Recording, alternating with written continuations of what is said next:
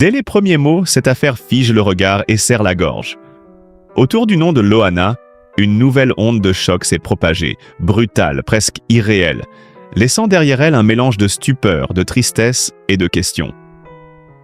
Et puis il y a cette phrase d'Eryl Prayer, froide, saisissante, presque impossible à entendre sans frissonner.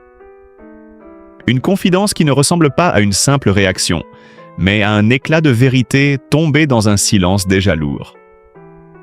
Dans cette vidéo, nous allons revenir sur ce moment qui bouleverse, sur l'émotion qu'il provoque et sur la manière dont quelques mots peuvent suffire à raviver tout un drame. Et c'est justement là que le récit devient encore plus lourd, parce qu'au milieu du choc, des hommages, des voix qui tremblent et des silences qui en disent long, une autre émotion commence à monter. Plus trouble, plus douloureuse aussi. Celle qui naît quand le chagrin se mélange à l'incompréhension. Quand ceux qui restent essaient de reconstituer les dernières heures, non pas pour nourrir le bruit, mais pour donner un sens à l'insupportable. Dans cette parole confiée avec une peine presque palpable, Eryl Prayer ne parle pas seulement d'une figure connue du public. Il parle d'une femme qu'il a vue de près, dans ses fragilités, dans ses tempêtes, dans ces moments où l'image médiatique s'efface et où il ne reste plus qu'un être humain épuisé, vulnérable, parfois perdu. Et c'est peut-être cela qui rend ces mots si difficiles à entendre. Il ne cherche pas à embellir, il ne cherche pas non plus à accuser de façon théâtrale, il tombe simplement avec le poids de quelqu'un qui a trop vu, trop compris, trop ressenti. On sent chez lui une douleur qui ne s'est pas contentée de briser le cœur. Une douleur traversée aussi par une forme d'amertume. Parce qu'il y a dans ce drame cette idée insoutenable qu'un détail, un geste de plus, une insistance supplémentaire aurait peut-être pu changer quelque chose. C'est cette pensée-là qui hante souvent ceux qui restent. Pas le grand scandale, pas les titres, mais cette petite phrase qui revient sans cesse dans la tête. Et si quelqu'un avait frappé plus fort? Et si quelqu'un avait attendu davantage? Et si quelqu'un avait refusé de repartir? Lorsqu'il évoque la visite de proches venus prendre des nouvelles, le tableau devient presque cinématographique, tant il est silencieux et pesant. Une porte close, un chien que l'on entend derrière. Une présence devinée, mais aucune réponse. Rien qu'un doute, suspendu, dérangeant, impossible à calmer. Et puis cette décision de ne pas aller plus loin, de ne pas insister. C'est précisément dans cet espace, minuscule en apparence, que se loge aujourd'hui une immense douleur. Car après coup, tout devient plus cruel. Chaque seconde paraît suspecte. Chaque hésitation devient un fardeau. Eryl Prayer, lui, parle avec cette brutalité de l'affection vraie, celle qui n'a plus la force de tourner autour des mots. On devine qu'il ne cherche pas seulement à raconter. Il cherche aussi à porter, à sa manière, ce qu'il reste d'elle. À dire qu'au-delà du personnage, des excès, des chutes, des retours, il y avait une femme dont la souffrance ne pouvait pas toujours se cacher derrière un sourire, une apparition ou un souvenir de télévision. Et dans sa voix, il y a cette fidélité un peu blessée de ceux qui savent qu'un ami ne disparaît jamais d'un seul coup. Il s'éloigne souvent par fragments, dans l'inquiétude des autres, dans les appels sans réponse, dans les signes que l'on comprend trop tard. Alors, peu à peu, l'émotion change de visage. Ce n'est plus seulement la stupeur provoquée par une disparition qui sidère tout un milieu. C'est aussi la sensation d'entrer dans une zone beaucoup plus intime, beaucoup plus déchirante, où chacun semble se débattre avec sa propre vérité, sa propre culpabilité, son propre manque. Et plus Eryl Prayer parle, plus l'on comprend que derrière le fracas médiatique se cache une histoire infiniment plus triste. Celle d'une solitude que certains avaient pressentie, sans mesurer à quel point elle était déjà en train de tout engloutir. Et à cet instant, le récit cesse presque d'être un simple témoignage. Il devient un reproche lancé au vide, une douleur qui remonte avec une force terrible. Car dans les mots d'Eryl Prayer, on entend moins la colère que l'épuisement de quelqu'un qui a déjà vu le pire approcher et qui sait à quoi ressemble ce genre de silence quand il devient anormal. Pour lui, ce n'était pas un détail. Ce n'était pas une absence ordinaire. C'était un signal, un de plus. Lorsqu'il raconte que des proches sont descendus demander autour d'eux si quelqu'un avait aperçu Loana, La scène paraît presque irréelle par sa banalité même. Un immeuble, un commerce en bas, une question posée à la hâte. Et cette réponse glaciale dans sa simplicité, oui, elle aurait été vue un peu plus tôt. Comme si cette information suffisait à calmer l'inquiétude. Comme si cela permettait de repartir. Mais justement, c'est ce « comme si » qui broie aujourd'hui tous les repères. Parce que, pour quelqu'un qui connaissait Loana, son passé, ses fragilités, ses périodes d'effondrement, il ne pouvait pas être question de refermer cette parenthèse aussi vite. Eryl, lui, parle avec la mémoire de ceux qui n'ont pas oublié. Il se souvient d'un autre moment, d'une autre porte, d'un autre silence. Et là, tout se resserre. On l'imagine devant chez elle, frappant encore, puis encore, refusant de céder à ce faux calme qui trompe tout le monde. Quelque chose lui disait de ne pas partir. Quelque chose de plus fort que la gêne, plus fort que l'hésitation. Alors il a insisté. Il a appelé les secours. Et ce qu'il a découvert ensuite l'a marqué pour toujours. Loana lui a confié qu'elle était restée allongée au sol pendant 2 jours. 2 jours. Une phrase nue, brutale, qui suffit à faire basculer tout le décor. Ce souvenir ne surgit pas comme une anecdote. Il revient comme une preuve vivante de ce qu'il avait compris d'elle depuis longtemps. Chez Loana, le danger ne faisait pas toujours de bruit. Il pouvait se glisser dans le silence, dans l'isolement, dans ces moments où le monde extérieur continue d'avancer alors qu'à l'intérieur tout s'arrête. Et c'est bien ce qui rend ce témoignage si bouleversant. Eryl ne parle pas seulement d'un drame passé, il parle d'une répétition tragique, d'un mécanisme qu'il connaissait, d'une détresse qu'il avait déjà vue de ses propres yeux. À travers ces mots, on aperçoit aussi un autre combat, plus discret, plus usant, celui d'un ami qui a essayé, encore et encore, de convaincre, d'aider, d'orienter, de protéger. Hôpital, soins, cure, il a tenté plusieurs chemins avec l'espoir têtu de la tirer vers quelque chose de plus stable, de plus sûr. Mais en face, il y avait ce refus, obstiné, douloureux, presque impossible à contourner. Comme si Loana, malgré les mains tendues, restait enfermée dans une fatigue plus grande que tout. Une fatigue qui ne se montrait pas toujours, mais qui finissait par reprendre toute la place. Et plus Eryl déroule ce souvenir, plus on sent qu'il ne raconte pas seulement ce qu'il a vécu. Il revit, mot après mot, la peur de l'avoir déjà presque perdu une première fois. Et plus Eryl Prayer avance dans son récit, plus une vérité douloureuse se dessine. Non pas celle d'une chute soudaine imprévisible, mais celle d'un cycle épuisant, presque cruel, qui semblait se répéter sans fin. Chez lui, les mots n'ont rien d'une formule.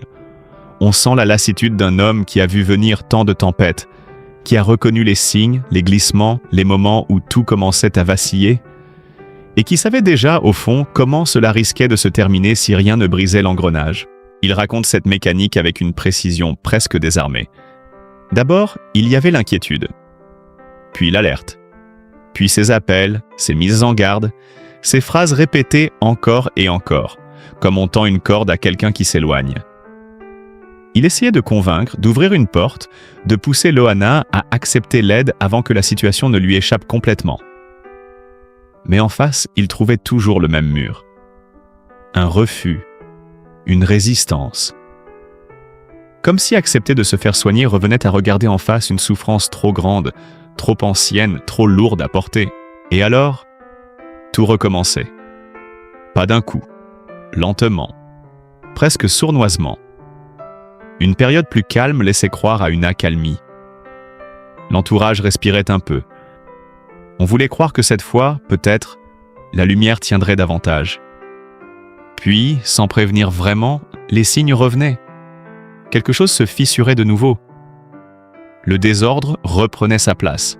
Et il fallait attendre que tout devienne trop grave, trop visible, trop impossible à ignorer pour qu'enfin l'aide puisse entrer. Comme si la catastrophe était devenue le seul langage capable d'imposer une pause. C'est peut-être cela, au fond, qui bouleverse le plus dans ce témoignage. Cette impression terrible que le secours arrivait toujours après l'effondrement, jamais avant. Qu'il fallait toucher le bord du précipice pour accepter d'être retenu.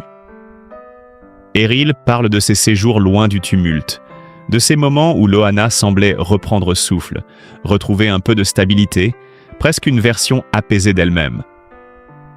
On l'imagine alors plus légère, un peu plus présente, un peu plus solide aussi.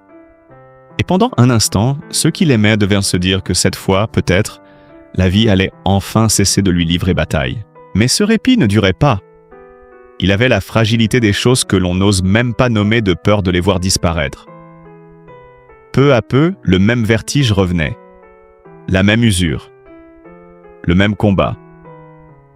Et dans les paroles d'Eril, il y a cette douleur particulière de ceux qui ont espéré plusieurs fois, de toute leur force, avant de voir l'espoir se casser encore. Ce n'est pas seulement le récit d'une amie perdue, c'est celui d'une longue impuissance, d'un combat mené à côté d'elle sans jamais pouvoir vraiment la sauver de ce qui la rattrapait. Pendant ce temps, autour d'elle, tout semble désormais basculer dans une autre atmosphère. Celle du silence lourd, des préparatifs que personne ne veut vraiment nommer, de cette réalité qui s'impose même quand le cœur refuse encore d'y croire. Et soudain, l'agitation des témoignages, des confidences, des regrets, laisse place à quelque chose de plus immobile, de plus solennel. Comme si, après tant d'années de tumulte, le monde qu'il a connu s'approchait maintenant d'un dernier face-à-face, dans un recueillement chargé d'émotions et de vertige. Avant même que le silence ne se referme autour d'elle, il faut se souvenir de la femme qu'elle avait été, de la trajectoire qui avait fait entrer son visage dans la mémoire de tout un pays. Car Loana, ce n'était pas seulement un prénom devenu célèbre. C'était une apparition, une présence, une manière d'occuper l'écran qui, dès les premiers instants, ne ressemblait à aucune autre. Née à Cannes, Loana grandit avec très tôt cette impression de devoir se battre pour tenir debout. Chez elle, rien n'avait vraiment la douceur d'un conte. Il y avait déjà des fêlures, des manques, des blessures invisibles qui, plus tard, pèseraient lourd dans sa manière d'aimer, de se protéger, de s'effondrer aussi. Pourtant, au milieu de tout cela, elle avançait avec cette beauté éclatante qui attirait le regard avant même qu'elle ne parle. Une beauté solaire presque évidente, mais derrière laquelle on devinait déjà quelque chose de plus fragile, de plus inquiet. Avant que la télévision ne s'empare de son image, Loana cherche sa place. Elle travaille, elle essaie, elle se montre combative. Puis arrive ce moment que personne n'avait vraiment vu venir, celui qui va tout faire basculer. Avec Loft Story, elle entre dans les foyers français comme on entre dans une époque nouvelle. Soudain, elle n'est plus seulement une jeune femme filmée par des caméras. Elle devient un phénomène, une obsession collective, une figure dont tout le monde parle, qu'on commente, qu'on juge, qu'on admire, qu'on observe sans relâche. Ce qui frappe alors, ce n'est pas seulement son physique ou son histoire d'amour sous les projecteurs. C'est cette impression qu'elle donne d'être entièrement là, sans carapace, sans distance, presque à vif. Dans un univers où beaucoup auraient joué un rôle, Loana semblait, elle, offrir quelque chose de beaucoup plus brut. C'est sans doute pour cela que le public s'est autant accroché à elle. Elle n'était pas lisse, elle n'était pas froide. Elle portait déjà dans sa manière d'être cette faille humaine qui rend quelqu'un inoubliable. La victoire dans l'émission la propulse encore plus haut. Les couvertures s'enchaînent, les plateaux télé l'attendent, son nom circule partout. La France découvre une nouvelle forme de célébrité, plus immédiate, plus dévorante, plus brutale aussi. Loana devient l'un des premiers symboles de cette télévision qui fabrique des icônes en un instant, puis leur demande de survivre à leur propre image. Et c'est peut-être là que son destin prend une couleur particulière. Parce qu'elle ne devient pas célèbre dans un monde tendre. Elle devient célèbre dans un monde qui veut tout voir, tout savoir, tout consommer. Après cette ascension fulgurante, elle tente de continuer, de transformer la notoriété en parcours, l'exposition en avenir. Elle chante, elle écrit, elle multiplie les apparitions, elle essaie de reprendre la main sur son histoire. Par moments, on croit la voir repartir, retrouver un souffle, réapprendre à exister autrement que comme un souvenir de télévision. Mais chaque retour semble fragile, comme suspendu à un équilibre trop instable pour durer longtemps. Et c'est là que sa biographie cesse d'être celle d'une simple star de télé-réalité. Elle devient celle d'une femme prisonnière d'un contraste terrible, adorée par le public, mais souvent seule avec elle-même, reconnue partout, mais de plus en plus difficile à rejoindre vraiment. Lumineuse en apparence, profondément vulnérable dès que les projecteurs s'éteignent. Toute sa vie publique semble traversée par cette contradiction. Plus elle appartient à tout le monde, plus elle paraît, au fond, se perdre un peu davantage. Loana laisse ainsi l'image d'un destin français très particulier, presque emblématique. Celui d'une femme entrée dans la légende populaire en quelques semaines, mais qui a payé ce passage à la lumière à un prix immense. Derrière les unes, les débats, les rumeurs, les retours et les chutes, il y avait toujours cette même silhouette, belle, blessée, bouleversante, comme si toute son existence avait oscillé entre le rêve vendu au public et la douleur qu'aucune caméra ne savait vraiment réparer. Et plus on remonte le fil de sa vie, plus on comprend que son histoire n'a jamais été seulement celle d'une célébrité, mais celle d'un cœur exposé trop tôt, trop fort, trop longtemps. Et quand on s'approche de sa vie intime, le vertige devient encore plus fort. Parce que derrière la femme surexposée, derrière l'icône de télévision que tout le monde croyait connaître, il y avait une existence beaucoup plus morcelée, faite d'attaches profondes, d'élans d'amour, de ruptures, de retours impossibles et de lieux qui n'ont jamais vraiment réussi à lui offrir la paix. Dans cette vie personnelle, il y a d'abord un nom qui revient comme une blessure silencieuse. Celui de sa fille, Mindy. Loana était mère, et ce lien a longtemps semblé être le plus sensible, le plus fragile aussi, comme une part d'elle-même restée à distance. La garde de sa fille ne lui était plus confiée, et avec les années, la relation s'est abîmée jusqu'à devenir presque inaccessible. Pourtant, malgré cet éloignement, celles et ceux qui suivaient Loana savaient à quel point cette absence la traversait. Ce n'était pas un simple chapitre refermé, mais une douleur sourde, persistante, qu'elle portait en elle comme on porte un manque qu'aucune lumière publique ne peut compenser. Plus tard, elle est même devenue grand-mère, sans pour autant pouvoir vivre pleinement ce nouveau rôle. C'est peut-être l'un des aspects les plus poignants de son histoire privée. Avoir tant parlé d'amour et avoir dû vivre une partie de cet amour à travers la distance. Puis il y a eu les histoires de cœur. Pas un conte régulier, pas une vie rangée derrière un bonheur simple, mais des relations qui semblaient souvent emportées par le même tumulte que le reste. Loana n'a pas construit l'image d'une épouse installée dans une stabilité rassurante. Son parcours sentimental apparaît plutôt comme une succession de liens intenses, parfois très forts, parfois douloureux, parfois impossibles à protéger du chaos extérieur. Sa relation avec Fred Covin a marqué une partie de sa vie, au point qu'elle avait aussi tissé des liens avec les enfants de celui-ci, comme si elle cherchait à reconstituer autour d'elle un foyer, une chaleur, quelque chose qui ressemble enfin à une famille. Et dans les tout derniers mois, la presse People a aussi rapporté qu'elle partageait sa vie avec une compagne prénommée Sophie. Là encore, rien ne semble simple, rien ne semble vraiment apaisé. Quant aux lieux, ils racontent eux aussi une histoire. Le grand public se souvient forcément de cette maison remportée après Loft Story à Saint-Tropez, comme un symbole éclatant de réussite, presque une image de carte postale offerte à une femme soudain propulsée au sommet.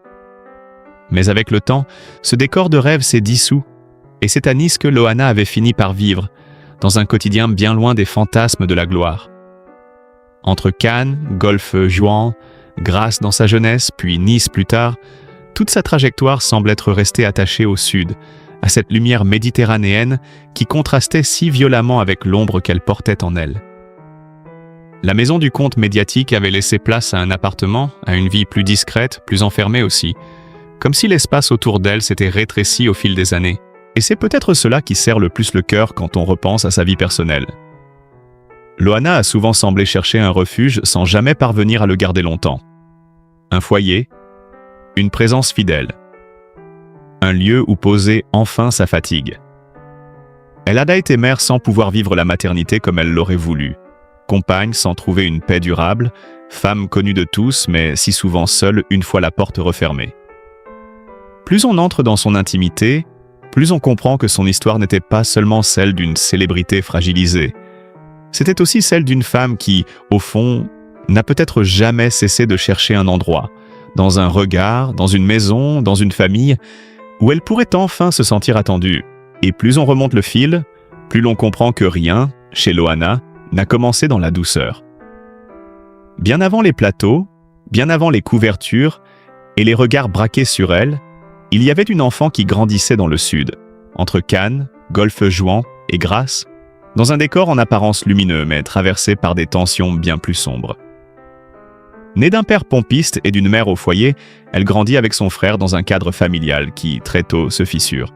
Ce qui bouleverse quand on s'attarde sur ses premières années, c'est ce contraste presque cruel entre la lumière extérieure et la tempête intérieure. Car derrière les paysages du Sud, derrière cette enfance que l'on imaginerait volontiers baignée de soleil, Loana porte déjà des blessures profondes. Son adolescence est marquée par un climat de violence familiale, par l'alcoolisme de son père, et par des épreuves qu'aucun enfant ne devrait avoir à traverser. Ce ne sont pas seulement des souvenirs difficiles. Ce sont des secousses qui la construisent, qui la fragilisent, qui la forcent trop tôt à apprendre la peur, le manque de sécurité et cette manière de se tenir debout quand tout vacille autour de soi. Puis vient l'âge où, normalement, une jeune fille devrait encore pouvoir s'appuyer sur ceux qui l'entourent. Mais chez Loana, ce moment-là ressemble davantage à un arrachement. Son père quitte le foyer alors qu'elle est encore adolescente. Peu après, sa mère part à son tour et la laisse seule. Et là, tout change de couleur. On n'est plus simplement dans le récit d'une famille compliquée. On entre dans celui d'une solitude brutale, presque sidérante. Celle d'une très jeune femme qui doit déjà faire face au vide. Sans filet, sans stabilité, sans cette présence rassurante qui aide à traverser les premières fractures de la vie. C'est peut-être dans ce basculement que se joue quelque chose d'essentiel. Parce que, à partir de là, Loana n'avance plus comme une enfant portée par un cadre, mais comme quelqu'un qui cherche à survivre à ce qui lui manque. Il faut continuer malgré tout, trouver une place, gagner sa vie, tenir. Une amie lui conseille alors de devenir gogo danseuse dans les boîtes de nuit et les cabarets niçois, activité qu'elle exercera pendant plusieurs années. On imagine les nuits longues, la musique trop forte, les lumières artificielles, et cette jeune femme qui apprend déjà à transformer son image en ressources, son corps en présence, son sourire en armure. Ce n'est pas encore la célébrité, c'est d'abord une manière de ne pas sombrer, et c'est là que son enfance difficile éclaire autrement toute la suite. Parce qu'en la regardant plus tard, beaucoup ont vu la femme médiatique, les excès, les chutes, les retours, sans toujours prendre le temps de regarder la racine. Or, cette racine est douloureuse. Elle dit qu'avant d'être un visage connu, Loana a d'abord été une petite fille, puis une adolescente confrontée trop tôt à l'instabilité, à l'abandon, à la violence. Cela ne résume pas toute sa personne, bien sûr, mais cela donne à son parcours une profondeur tragique. Comme si, derrière chaque apparition publique, il y avait encore l'écho de cette jeune fille laissée seule, obligée d'avancer plus vite que les autres, avec déjà trop de poids sur les épaules. Et quand on garde cela en tête, son histoire cesse d'être celle d'une simple ascension télévisuelle suivie d'une longue chute. Elle devient celle d'une vie qui a commencé dans la blessure et qui, même lorsqu'elle a touché la lumière, n'a jamais totalement réussi à se libérer de ses ombres les plus anciennes. Et puis un jour, tout s'est emballé. Comme si la vie de Loana, jusque-là cabossée, discrète, presque tenue à distance du grand public, avait brusquement été happée par une machine plus grande qu'elle. Ce qui l'a rendue célèbre, ce n'est pas un film, ni une chanson d'abord, ni même un parcours classique dans le monde du spectacle. C'est Loft Story, l'émission de M6 devenue la première grande déflagration de la télé-réalité en France.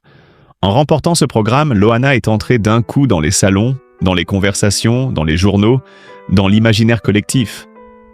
Elle n'était plus seulement une femme révélée par un écran, elle devenait un phénomène national. Ce qui fascinait, chez elle, allait bien au-delà du simple décor de l'émission. Il y avait son visage, bien sûr, sa beauté immédiatement reconnaissable, cette manière d'occuper l'image sans donner l'impression de calculer. Mais il y avait surtout autre chose, de plus troublant. Loana semblait ne pas jouer. Dans un univers où tout pouvait paraître fabriqué, elle donnait au contraire le sentiment d'être là avec ses émotions à vif, ses élans, ses hésitations, sa fragilité aussi. C'est peut-être cela qui a marqué les esprits avec une telle force. Le public n'avait pas seulement trouvé un personnage, il avait l'impression de voir une femme vraie, exposée en pleine lumière, sans protection réelle. Très vite, son nom dépasse l'émission elle-même. Loft Story devient un événement de société et Loana en devient le visage le plus mémorable.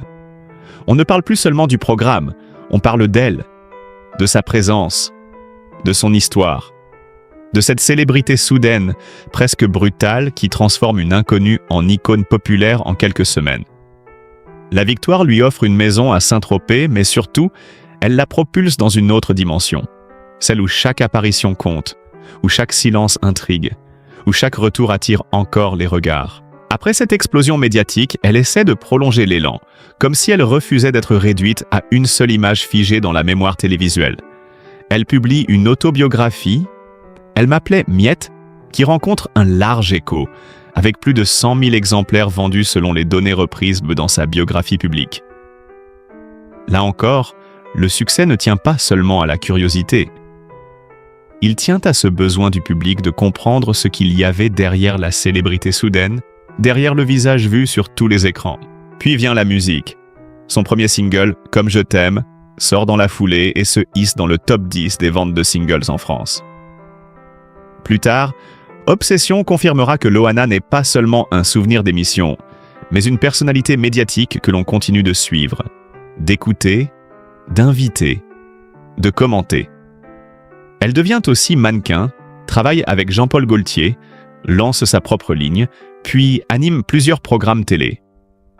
Tout semble aller très vite, presque trop vite, comme si l'industrie du divertissement voulait transformer immédiatement ce visage adoré du public en marque, en voix, en silhouette omniprésente. Et c'est là que son destin devient si singulier. Car l'œuvre, ou plutôt l'événement qui l'a rendu célèbre, n'a pas seulement lancé une carrière, il a changé sa vie pour toujours. Loft Story n'a pas fabriqué une vedette ordinaire. L'émission a fait de Loana l'un des symboles les plus forts d'une époque nouvelle, celle où la célébrité surgit d'un coup, sans apprentissage, sans distance, sans mode d'emploi. Elle est devenue la figure sacrifiée et adorée d'un monde qui voulait tout voir, tout ressentir, tout consommer. Et plus on regarde ce moment fondateur, plus on comprend que sa notoriété n'a jamais été un simple succès de télévision, mais le point de départ d'un vertige dont elle ne sortirait jamais tout à fait. Si cette histoire vous a touché, alors peut-être que le plus important, au fond, n'est pas de juger, mais de regarder Loana avec un peu plus de tendresse, un peu plus d'humanité. Derrière la célébrité, derrière les unes, derrière les rumeurs et les chutes, il y avait une femme, avec ses blessures, ses espoirs, ses combats que beaucoup n'ont peut-être jamais vraiment mesurés. Certaines vies brillent très fort devant les caméras, mais s'éteignent dans une solitude que le public ne voit pas toujours. Alors aujourd'hui, n'oublions pas la personne derrière le personnage, offrons-lui ne serait-ce qu'en pensée, cette douceur qu'elle a peut-être tant cherchée. Et si vous aussi vous croyez qu'il faut parler de ses destins avec respect, avec cœur, alors soutenez la vidéo par un like. Partagez-la autour de vous et abonnez-vous à la chaîne pour continuer à faire vivre des récits racontés avec émotion, dignité et vérité.